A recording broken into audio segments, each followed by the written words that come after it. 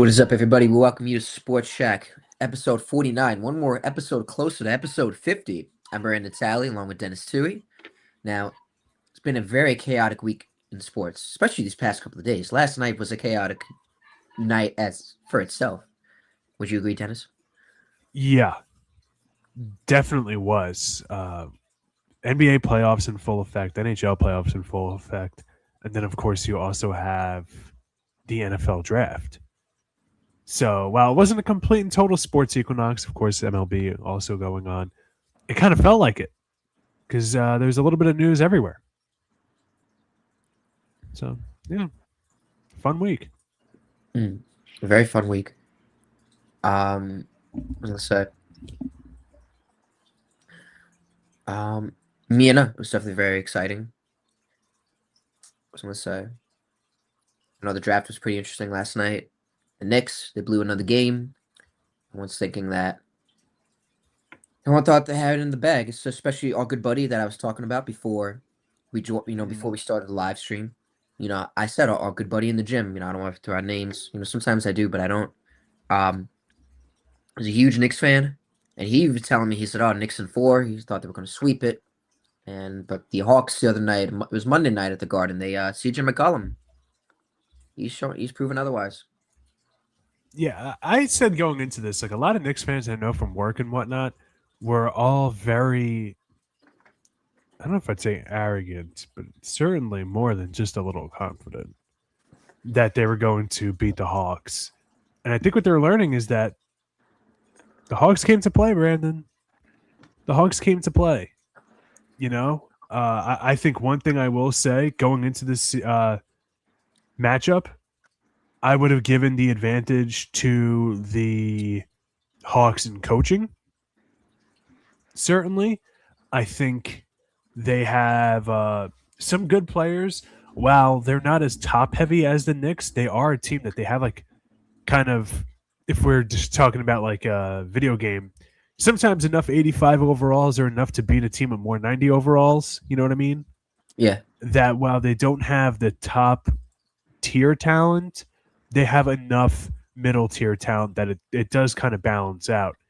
And Well, it you was did just kind a of you kind of did freeze a bit. oh okay. Your face is Where did frozen. where'd you lose me? It's pretty funny where your face is. Okay, all right, we see you now. Uh, Keep going. okay. Were you able to hear me at all, or Yes, it's just your face all was right? So completely it frozen. might just be when I'm jumping to different websites. But yeah. So I just think Like it's frozen now. okay, but you can hear me. Yes. All right, so we'll move past it. I think like this is going to be a tough series. I think a lot of national media people predicted this one to be a 6 or 7 game series, and I think it showed in this last game here. They got 15 points off the bench from Miles McBride. The Knicks did, and it still wasn't enough, which sucks. Mikal Bridges, 0 points in 21 minutes, 0 for 3 from the field. So it's not like he's getting a lot of shots here. 0 for 2 from three, but I want to see a little more involvement there. Meanwhile, Jalen Johnson, CJ McCollum both had 20 points. Johnson had 24, CJ had 23. And then off the bench, Jonathan Kuminga, who is kind of this reclamation project. The Warriors gave up on him. 21 points off the bench, 9 for 14 from the field, 4 rebounds. I mean, he looked good. Gabe Vincent, while offensively didn't do a lot, defensively he did. Only 5 points, but a plus minus at the end of the game of plus 12. So, really, so like I said, man, sometimes it's not, the top tier starting five lineup that you have. It's the other guys you kind of forget about that make the difference. And I think the Knicks were looking for Mikal Bridges to be that difference for them, and he just couldn't do it. Again, I want to see him getting more shots and a little more from Carl Anthony Towns too. Yeah. Yeah, no, it's just, Jalen Brunson, I feel like he can only do so much. I know he's made some good contested shots and clutch shots in moments when they count, but at the end of the day, it's a team effort. Everybody's got to show up. Like you said, Mikal Bridges can't be the only, like would you say, you said he's not as in that competitive edge. Like he's not the one to go to. Pretty sure that's what he just told me. Um, yeah, at the end, I feel like people underestimate the Hawks team, and even though they don't got Trae Young, they're still showing out. They're proving out to be a pretty good team. Because like you said, Mikal Bridges, I'm sorry, I just want to allude to what you said before that he's not one to go in the clutch moments. Mikal Bridges. Okay, I'll ask that again, Vinny. I don't know because when he was on the Suns, he was fine. I don't know what's happened since. I don't get it because I mean, I'm a big Suns fan. Our listeners know. I don't understand what's happened. Why he's regressed so much since leaving. I don't get it. He was such an important factor for us in the 2021 finals. And that's why, when we traded for Kevin Durant, there was a lot of people that didn't like the trade, me included. I was gonna say you one of them. Yeah, because I was like, well, we have this really good young core that we could build around. Why would we give up on it this early? And it turned out that was kind of hindsight being 2020 might have just been kind of like a neutral move. But at the time, I was like, Cam Johnson, Mikal Bridges, I don't want to trade these guys. And for whatever reason, he's just regressed offensively. Again, I'm dunking on him, but he only got 3 shots in 21 minutes. This is something that the Knicks have struggled with all playoffs long, all season long. Ball movement. I don't like their lack of ball movement, in my opinion. 19 assists as a team. Actually, for both teams, had 19 assists. But just in the past, throughout this year, I don't know, man. I feel like that was always kind of a point of contention, even among the fan base. And actually, I said I want to see more from Karl-Anthony Towns. He did have 21 points in this game. Josh Hart would really killed him. Josh Hart 1 for 9 from the field, 0 for 4 from 3, 2 points. Really shot them out of it. Now, defensively, Josh Hart is good enough to make up for it. +3 and plus minus. Although Mikal Bridges was minus 26, and he's actually regarded as being a very good defender. So I honestly don't know what happened. I worked late last night, so I did not watch the full game. And I kind of don't know. How did you let this slip away from you? New York even outscored them in the fourth quarter, 28-21. Strange game. I understand it's the first home game for Atlanta in this playoffs, but still, I don't get it.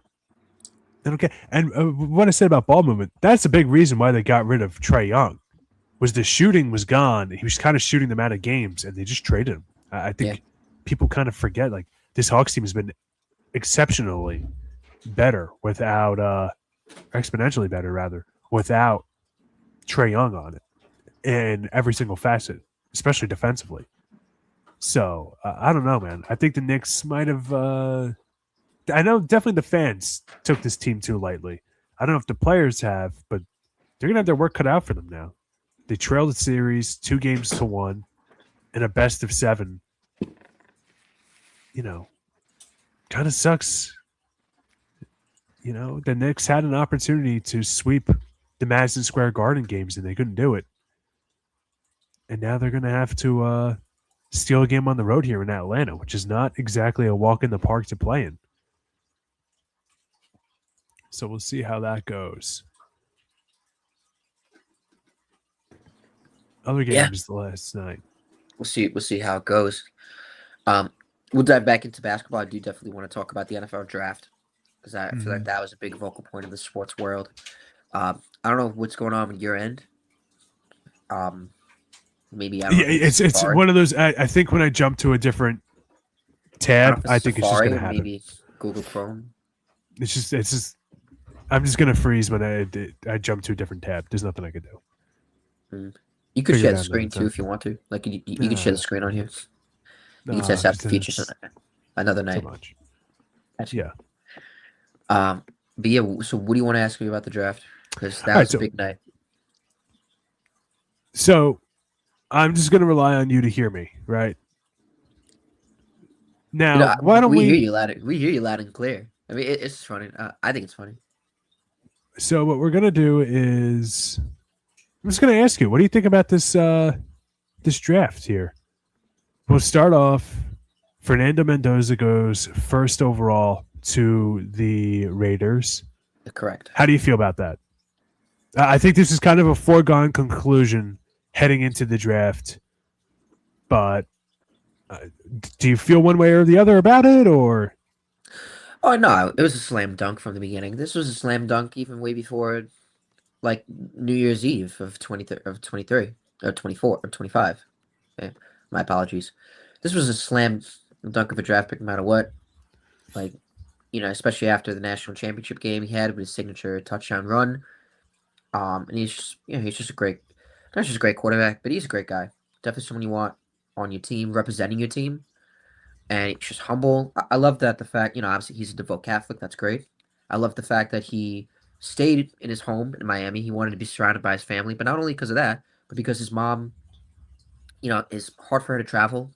So he didn't want to make it hard on her to do that. He decided to stay home just for the comfort, not just obviously stay with the family, but for the comfort of her. So I just thought that's to me just red, green flags all over the place. And I just think, I love the story. He went to Cal, and he then obviously transferred to Indiana, and that's where it took off. So he's worked very hard for this, Fernando Mendoza. He deserves every second of glory that's coming his way, and it sucks that he couldn't be a Jet. I think he would have done great in New York too, but at the end of the day, the Raiders proved to be the worst team in the league last year, especially um, after the failed experiment, Pete Carroll. But now they got a new life. I think they got a good future. They signed a lot of free agents, and Clint Kubiak, I think he's a good coach. And so, yeah. So to me, with Fernando Mendoza, it was a slam dunk pick. It was no other. This is much of a slam dunk compared to like Trevor Lawrence back in 21, maybe Caleb in 24. I mean, he was the consensus pick. So I've never seen more of a slam dunk pick in a long time. Pick in a long time, but this is the those are the two players that come to mind when I think of that. do you think with Fernando Mendoza on the Raiders? Obviously, the Raiders were still a terrible team last year. We all know that. Do you think that this there might be hope for them to maybe sneak into the playoffs or be on the bubble on the outside looking in, or do you think that this is still going to be another year, two, maybe even three before we actually start seeing waves? Yeah, no. So with the Raiders, I mean, they signed Kirk Cousins. So even though that they're not going to be as competitive with like Fernando Mendoza, for now they're actually doing what most coaches and most teams should do, and has have the quarterback sit and watch. You know, not to bring up the Jets, but look at them. Look at how many times they've thrown the quarterbacks into the fire. We've seen how that works out. Along with these other teams, like it's just sometimes the best thing is to sit and watch. So the fact that he's not out there making an impact right away, sure. In the short term, yeah, but in the long term, it's going to benefit them tremendously because and Kirk Cousins, he's a decent player. He's a decent quarterback, so he's going to make it watchable, make it serviceable, and he's going to, obviously help transition the Raiders from mediocrity into success. And I think he's a great quarterback to learn from. You know, I wouldn't say great is a good quarterback to learn from. I want to take that back. But to answer your question, like I know he's not going to short term, he's not going to make an impact, but in the long term, it's going to he will make an impact. And I think that it's good that he sits and watches, and Kirk Cousins takes over. For the meantime. All right, so your team had the second overall pick, David Bailey, edge rusher out of the Texas Tech program. How do you feel about this?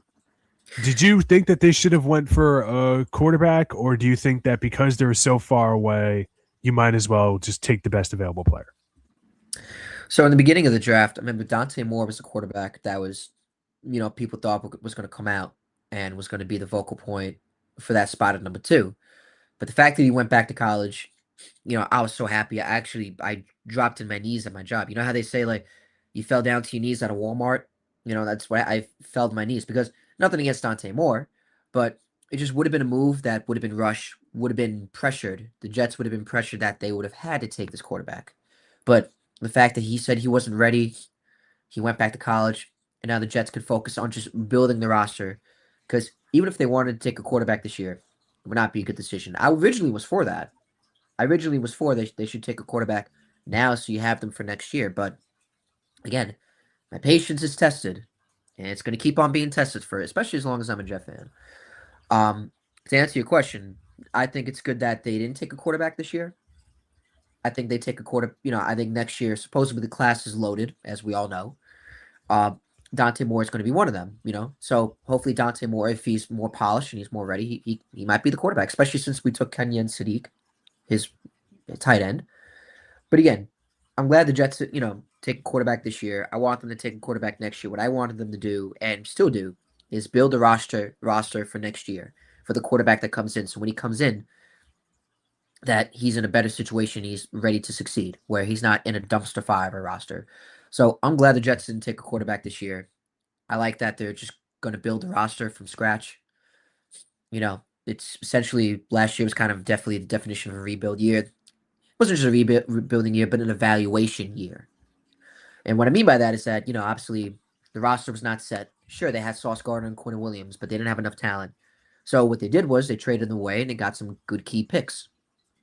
And obviously, they got Kenyon Sadiq with this pick, and obviously next year they got 3 first rounders, which is going to keep on building the roster. So in terms of this year, I like that they didn't take a quarterback and they're just going to keep building on the roster, whether that's defensive or offense. The defense needs a lot of work, and that starts with David Bailey. Now, David Bailey, he's to me a pass rusher with a high motor, very athletic, and it's explosive, and he's got great counter moves and great pass rushing moves.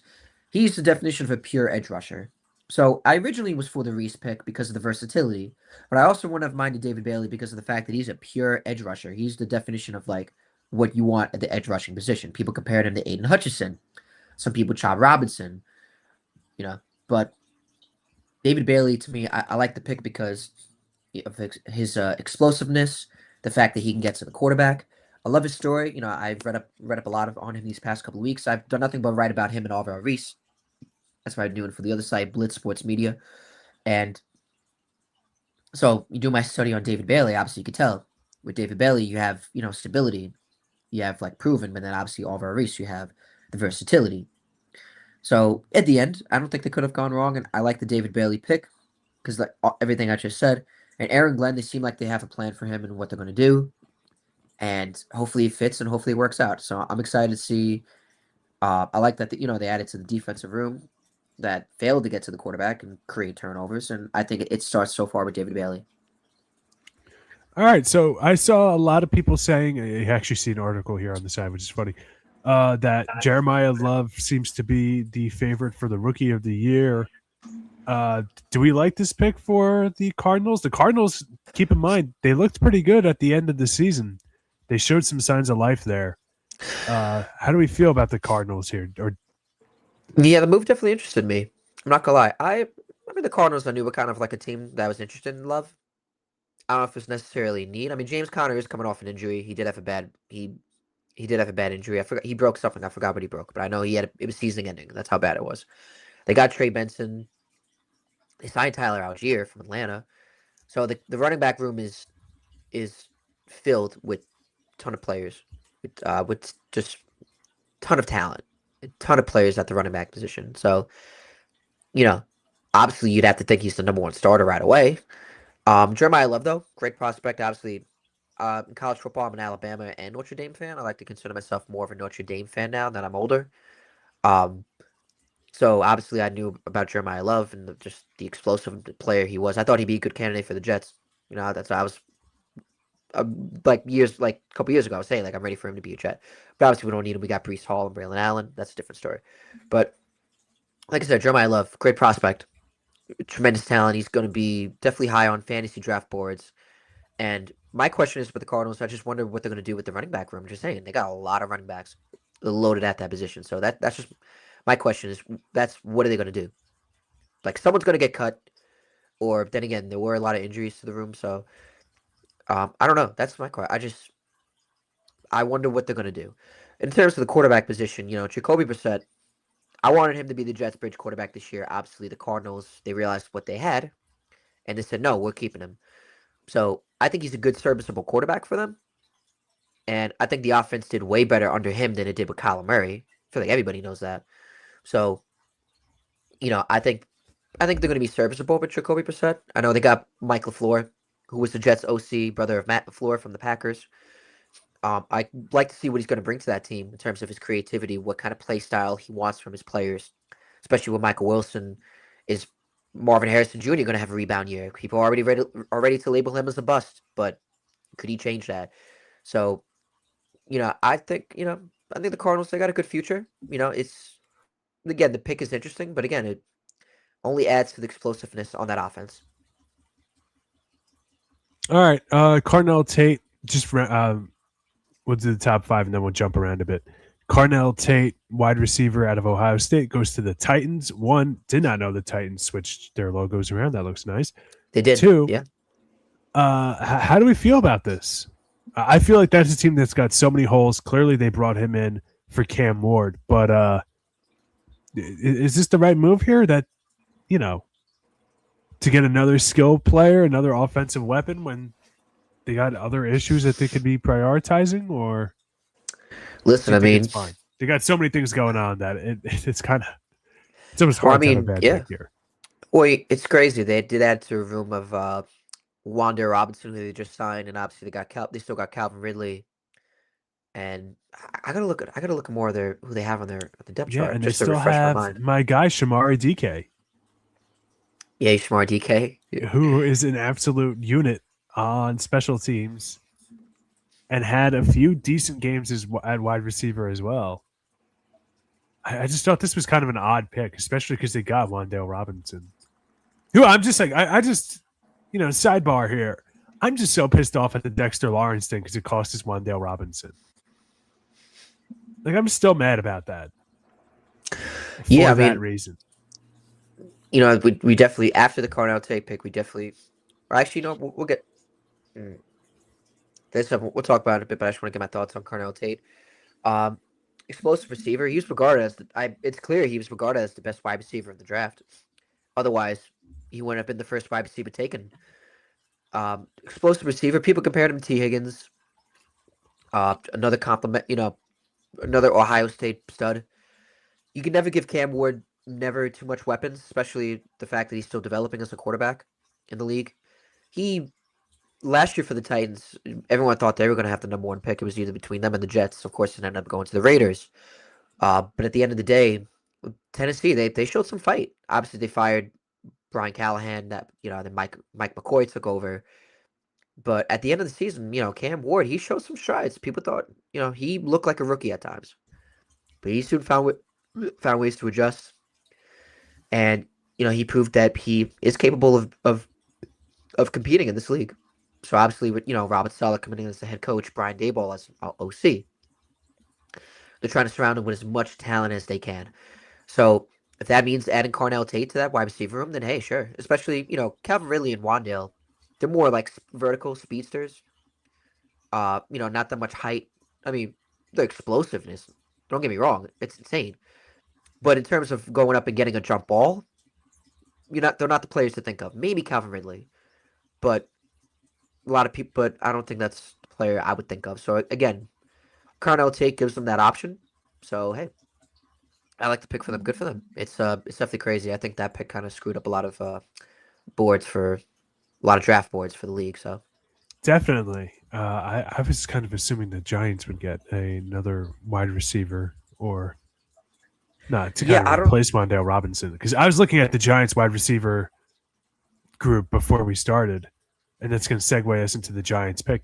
We brought in Darnell Mooney. He's okay, but uh, yeah. Aside from that, and Malik Neighbors, this could be a long year on that Right, side of the and ball. Yes, we have Scattaboo and Jackson Dart's very good and everything like that, but I don't want my hyper aggressive running back to be, you know, to rust too much into a position where he needs to change the game. I want my wide receivers to do some damage too. Now, like if you double cover Malik Neighbors, I mean, especially coming off of an injury, I don't know who you're really throwing to. Darnell Mooney is not exactly yeah, the most yeah, consistent player in the league, which is what I thought Wandale Robinson excelled at. Was just you could throw the ball to him and you know he's going to catch it. yeah. All right, well, No, yeah. I'm saying, go ahead. continue because I would. No, yeah. I'm sorry. I'm going to take us to our next pick here, unless of course you want anything else you want to talk about with Carnell Tate. Well, no, I agree with what you said. I think the Carnell Tate. I don't know what the Giants were going to do at 5 with that. I don't know if he was going to be there at 5. Would they have taken him over Reese? That's a question we're never going to know. But again, like you said, Neighbors. I think they're relying on the fact that he's the wide receiver one, of course, but at the same time, He's coming off injury. We don't know if he's going to be up to speed right away. Maybe they got Darnell Mooney, and of course, and then they might add Odell Beckham. I don't know what's going on with that. Yeah, I listen. All I'm saying is, I was looking at the Giants wide receiver, the guys they're on the technically like on the roster now before he cuts, whatever. And there's a lot of wide receivers. They're just not particularly good. And I'm not. Listen, they're a lot better than I'll ever be, but Maybe I'm not yeah. exactly seeing Pro Bowlers and All Pros. Not too many guys to root for in fantasy, so to speak. All right, at 5, they wound up going Arvell Reese here, Right. linebacker out of Ohio State, whose draft comp. This is kind of funny. His draft comp is a guy already on the roster, Abdul Carter. Uh, I, as a Giants fan, when my hat is backwards, it is a Giants hat. Um, I don't like this pick. When I was at work last night, we were talking about it. It's not as much as I don't believe in Arvell Reese. Listen, if he's the next Lawrence Taylor, I'll love the pick. But in terms of fit, when there's some good guys in the secondary available, uh, Yeah. you know No. what I mean? Like, I'd Yeah. much Yeah. Yeah. rather fix that secondary. And then the next pick, of course, the freaking Chiefs have to take Mansour Delane. And I kind of, part of me is almost like if you think the Chiefs are eyeing somebody, maybe you should just take them just for the hell of it, Yeah. you know? Um, but yeah, I don't know. Like I feel like we have enough defense up there. Even with I understand maybe this is kind of a Dexter Lawrence replacement to them. At the 11th hour, they had to pivot after losing Dexter Lawrence. Maybe that's the way they view it. But and I understand different positions or whatnot. But it's an option you can move around rather than a cornerback, which is a little more restrictive, so to speak. But I don't know. I feel like our secondary was so bad. Like I'm confident that we could develop Kayvon Thibodeau and Abdul Carter and the guys we already have, but our secondary was just I don't know, man. Yeah. No. You hit everything on the nail. Nothing against Arvell Reese. I mean, if they want a replacement for Dexter Lawrence, they should have waited to the end of. They should have traded up in the second round, the first round, to take Peter Woods. Yeah, I know we were talking about Peter Woods nonstop in our fantasy chat. Shout out to Jason Brandell and hopefully Michael Karam if he's watching too. I know he was had the blowtorches at my door yesterday when my the Sports Shack was not working. As we would say, we had a shack attack. Yeah, We had a we shack did attack. have a shack attack. We had a shack attack. But overall, Reese, nothing against the player. Again, I wanted him for the Jets pick. It was either him or David Bailey. I would have been fine with. I would have been completely fine with. But I had to pick. I was picking Oliver Reese because of the versatility. Nothing against the Giants, but like, how many other and one of our good buddies, uh, Chris Muse was saying last night, like, how many more linebackers do we need? That's what he was telling me. And even Malik Neighbors on Bleacher Report with Micah Parsons, because they were watching the draft together. Even he said he's like, where's he gonna go? But then at the end of the day, he did tweet out. He's like, hey, like I'm not trying to hate on Arvell's one of his best days of his life. Like I'm happy for him and welcoming. He's a dog. Um, but it's true. Like where's he gonna be? You got Abdul Carter, Kayvon, McFadden. We have 13. I just counted. I hate to cut you off. 13 linebackers currently on the Giants roster per ESPN. That's insane. 13. You can never have too many linebackers, Dennis. Yeah. Apparently, But but either, strange. but in terms of with the Dexter Lawrence, because I know we do got to bring that up. I want to say the Giants fleeced with that trade. Um, to get the 10th overall pick for him. Nothing against Dexter Lawrence, but I didn't think he was going to be a first rounder, let alone a 10th overall pick. So I thought they fleeced the Bengals, and I thought it was a good trade on them. So at least they were able to get the tackle at number 10. We'll get to that in a second. But they definitely had the opportunity to take Caleb Downs. They should have did that at number 5. Yeah, I assumed that's who we were taking earlier in the week. Like, if you asked me who we were taking, I would have guessed him, or I would have guessed Mansour Delane. Just because, again, like I feel like our secondary is a much stronger, like a much more glaring weakness. And then I heard the Giants front office, like Joe Shane being a little cagey about Thibodeau's future. Now I'm like, are we not going to extend Thibodeau and hope that Arvell Reese is his replacement? I don't know. I got to be honest, Brandon. I'm starting to lose faith in our Giants front office here. I don't like Well, losing Wandale Robinson. You know, that's my guy. I always kind of held it against them that we never got brought back Richie James, but whatever. I'm the only one that's still mad about that. I don't even think Richie James cares anymore. Uh, I think the Dexter Lawrence stuff, whatever happened there, is insane. I think that's mostly a Dexter Lawrence problem. You can't be looking for a raise after your career worst. you know what it I think is? I think that skews more towards bad advice from his agent rather than anything. But I that's up think it to was a lot of it was because from reports I saw, I don't know how true they are, but he didn't want to play under John Harbaugh. My apologies. He commands more of a rugged, tough, like playing style. That's just like a rugged, tough, you know, coaching where I it's don't know if it's tough enough for Ray Lewis. It should be tough enough for you, dude.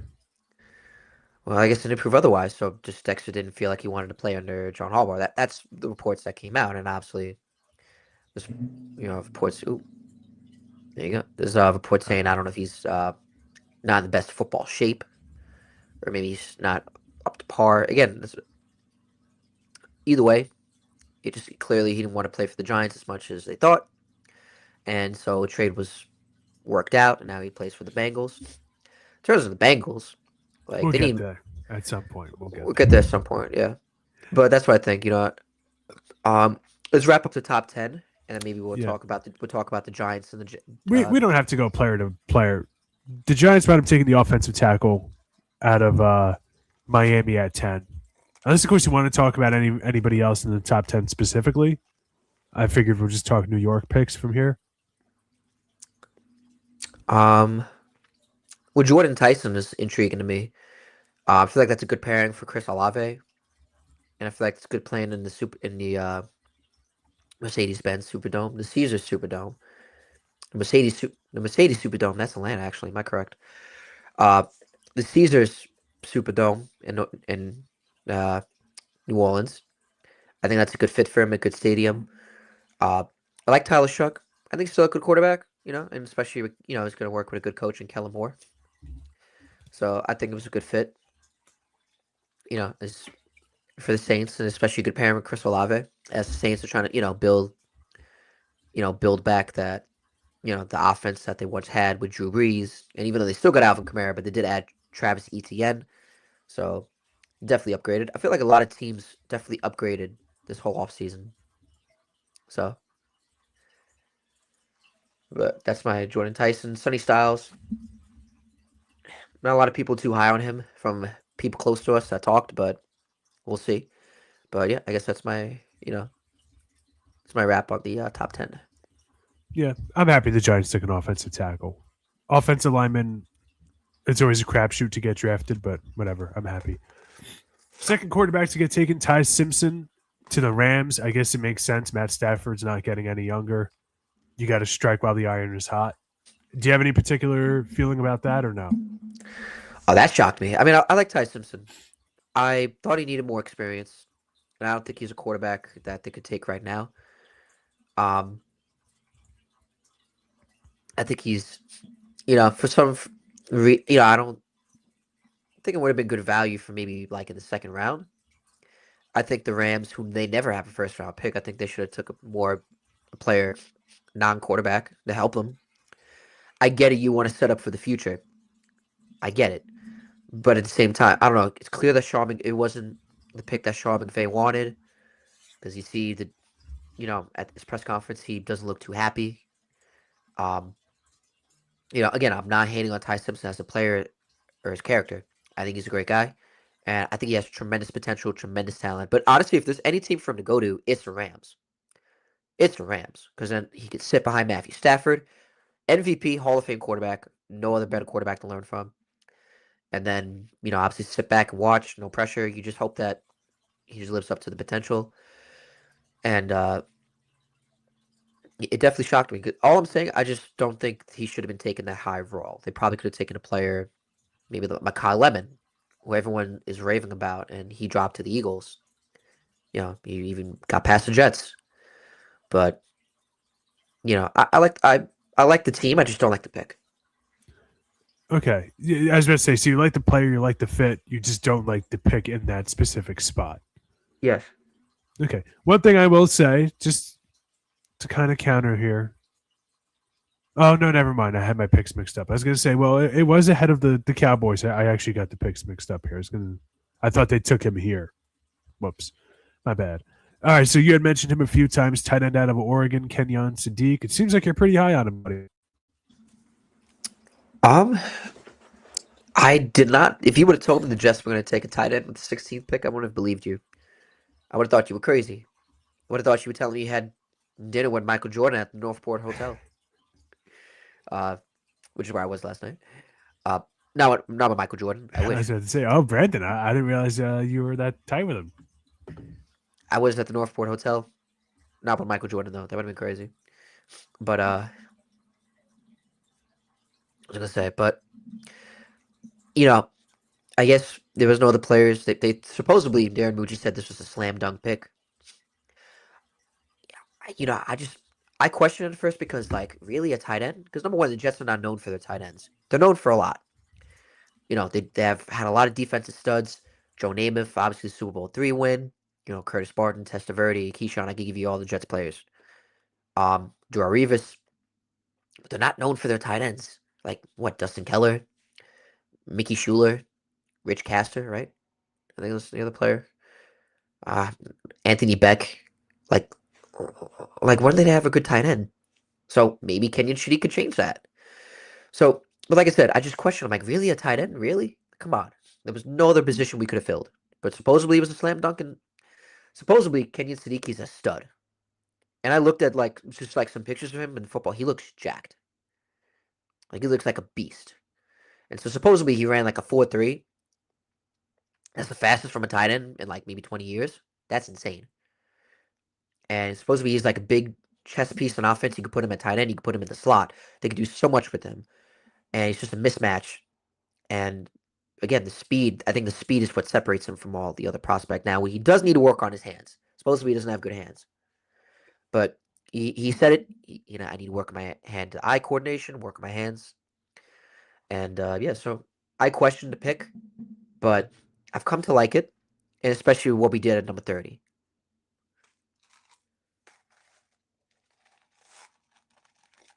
All right. Anything else from that first round, or are we good to move on to other topics? I know we're kind of under the clock here.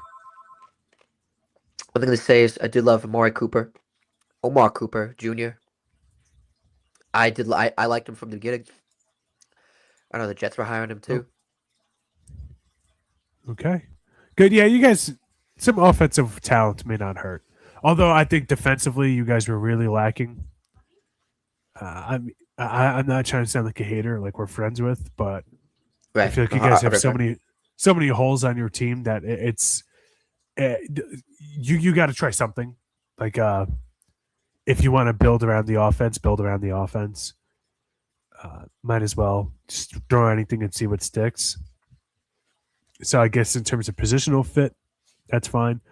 I see here that Matt Miller's pro comp is Rasheed Rice. Hopefully, Amari Cooper takes some defensive driving courses. No, I'm kidding. That was messed up.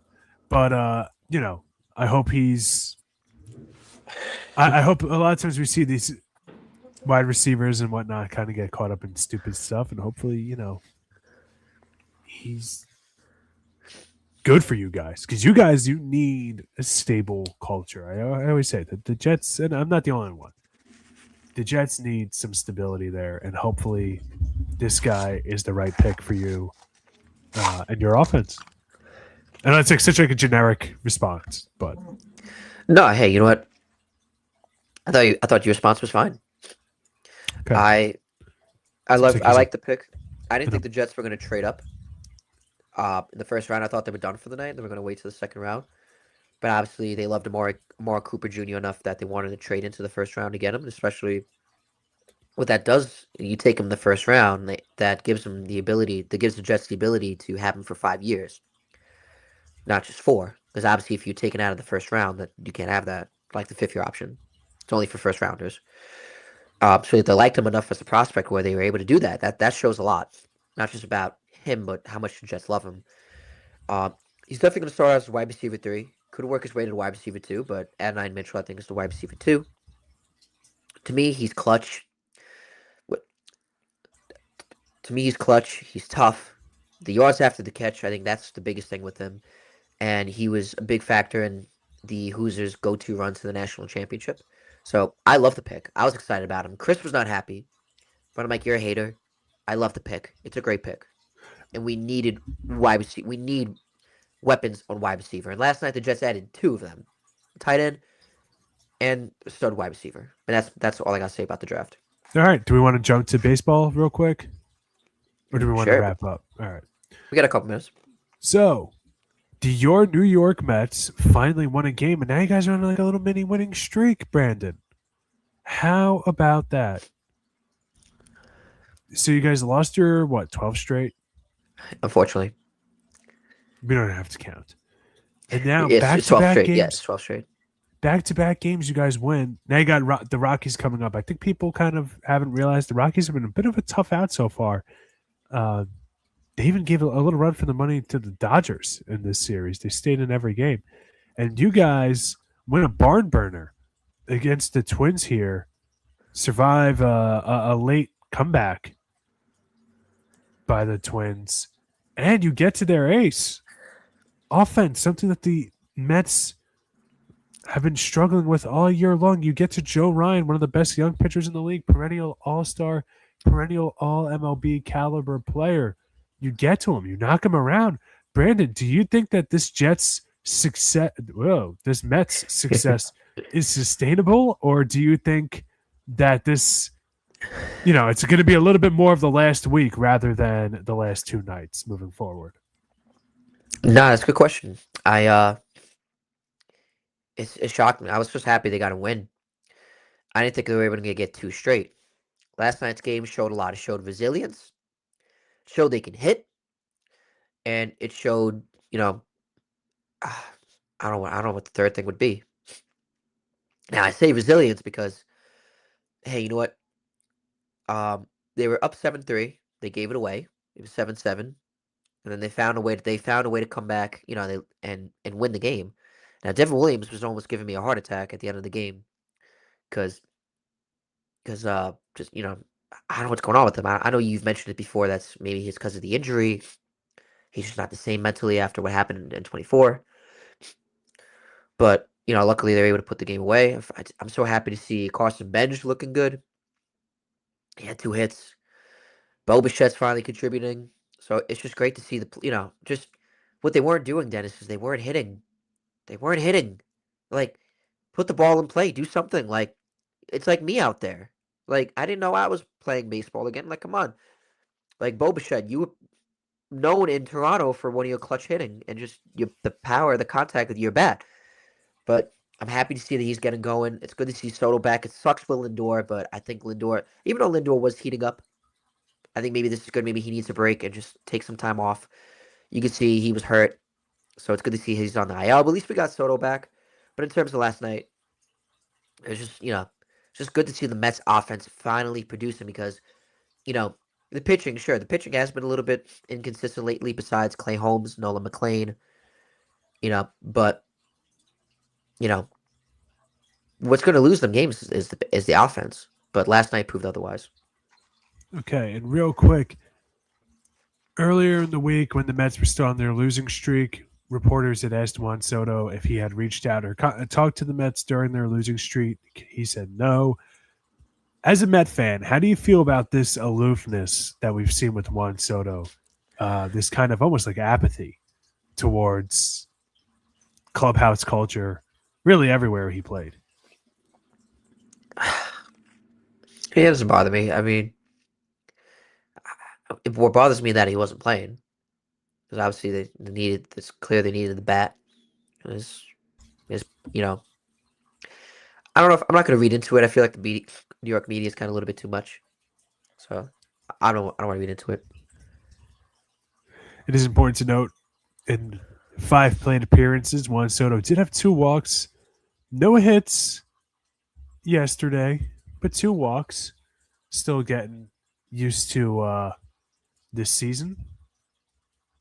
And yeah, my Yankees were also on a bit of a losing streak of their own, but it looks like they're looking good again. They're 5 or 6 straight games we've been winning, so we're looking pretty sharp. I feel like we don't gotta get too deep in there, especially after we just put a beating on the Red Sox as the Yankees move to winning 6 straight games.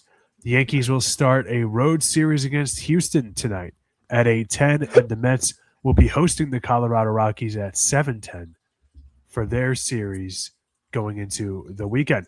Brandon, do you have anything else you want to touch upon tonight, or is now a time to wrap it up? I know you have work. I want to talk more, but I think we should wrap up. All right, fair enough.